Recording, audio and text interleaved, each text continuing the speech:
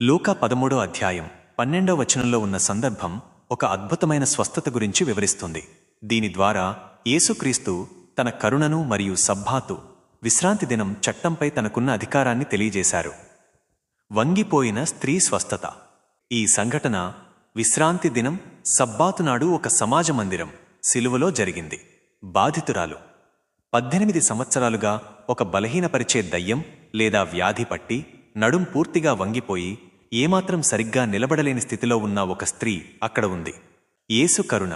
యేసు ఆమెను చూసి తన దగ్గరికి రమ్మని పిలిచి ఆ స్త్రీ బాధను అర్థం చేసుకుని ఆమె అడగకుండానే ఆమెపై కరుణ చూపారు. యేసు ఆమెను చూసి తన దగ్గరికి రమ్మని పిలిచి, అమ్మా, నీ బలహీనత నుండి విడుదల పొందావు అని ఆమెతో చెప్పి, అమ్మా, గౌరవప్రదమైన సంబోధన, తక్షణ స్వస్థత.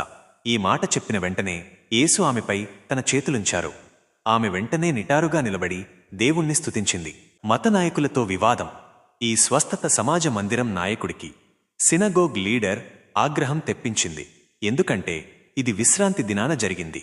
నాయకుడి నిరసన, విశ్రాంతి దినం నాడు పని చేయకూడదని, అందువల్ల 6 రోజుల్లో వచ్చి స్వస్థత పొందవచ్చు కానీ సబ్బాతునాడు కాదని అతను ప్రజలతో అన్నాడు. లూకా మధ్యాహ్నం 1:14. అతను మానవ అవసరం కంటే చట్టానికి ఎక్కువ ప్రాధాన్యత ఇచ్చాడు. యేసు జవాబు. యేసు అతన్ని వేషధారి అని పిలిచి విమర్శించారు. సబ్బాతునాడు కూడా మీరు మీ పశువులను, ఎద్దును, గాడిదను గడ్డి నీటి కోసం విప్పుతారు కదా. 18 ఏళ్లుగా సాతాను బంధకంలో ఉన్న ఈ అబ్రాహాము కుమార్తెను విడుదల చేయకుండా ఉండవచ్చా అని ప్రశ్నించారు. సారాంశం: ఈ సంఘటన కరుణ, విడుదల మరియు సబ్బాతు యొక్క నిజమైన ఉద్దేశం మానవ అవసరాలకు సేవ చేయడం, కేవలం నియమాలు పాటించడం కాదు గురించి యేసు బోధించారు. ఆమె బలహీనత నుండి విడుదల పొందడం కేవలం శారీరక స్వస్థత మాత్రమే కాదు, సాతాను బంధకం నుండి విముక్తి కూడా.